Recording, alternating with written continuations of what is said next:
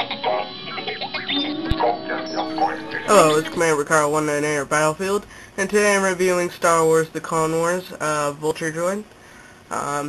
Just picked it up at Walmart the other day for $19.99. It wasn't in the scanners yet, so I just told them the price, so you might want to look out for that when you get yours. The packaging is still in the Legacy, well not the Legacy, the Clone Wars packaging for 2008, early 2009. It's got Hasbro designed art of the Vulture Droid in walking position, and it also says changes from air to ground attack mode. Here I can show you the top, side, and the other side. And I'll show you the back. Got the Vulture Droid. Sorry, it's kind of far away from me right here, because the camera has to set far back to get the whole entire thing into view. But I'll just go. It says, droid starfighters, also known as Vulture Droids, are sent out in huge numbers to overwhelm Republic forces. They are capable of skillful maneuvers in aerial and space battles, and are armed with blaster cannons and torpedoes. On land, they position their wings into sit-like legs for ground patrols. Then it says firing missile, fighter attack mode, ground attack mode, and pop-up droid head. Then on the bottom here, let's see, the Magna Guard Starfighter, which I also bought, General Grievous's ship, and the TIE Fighter.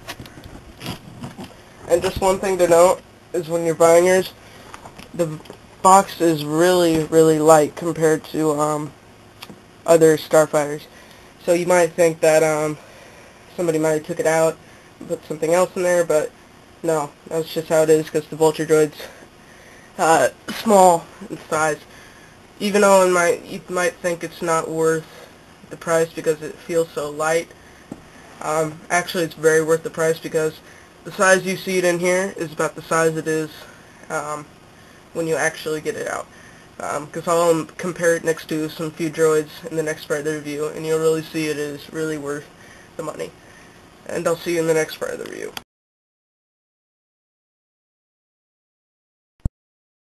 Okay, it's Commander Carl 198 back here again, and I now have the Vulture Droid unboxed. And like I said in the last video, this thing is huge.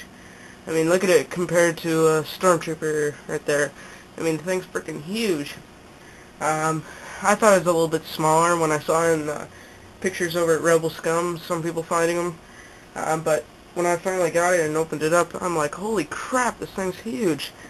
And this thing really is worth the price. The only thing I dislike about it is the wings, the joints for the wings are very loose. So it kind of makes it hard for it to stand up in its walking mode. And also it's kind of hard for it to be in its flight mode too, because of how it connects to the wings, but I'll get to that later. But first off, I'll just show you the basic of it. Gray and dark gray paint applications. Also got some blue and some white spots here and there. The eyes are nicely painted red. The detail is amazing on this figure, even though it doesn't have any battle damage or any of that, but it's still pretty good. Well, I take that back, it's got some battle damage on the wing, and you can see some here and there, but yeah, it just doesn't have any battle damage right here on the main part of the body. It comes with, let's see, 1, 2, 3, 4, 6 rockets, 1 for each wing, and 2 under the main body. Only the 2 that are under the main body can shoot out. The other ones are just, you can take them off and attach them back on there. They don't shoot out or anything. Articulation. You got swivel head on the top here, neck joint, whatever you want to call it. And then right here, this joint goes down and it clamps in and it stays in that position. And what you do to unlock it is there's a button under the body here somewhere. It's down by the opening, and you just press it, and it pops out. And that's a pretty cool little feature. I like that.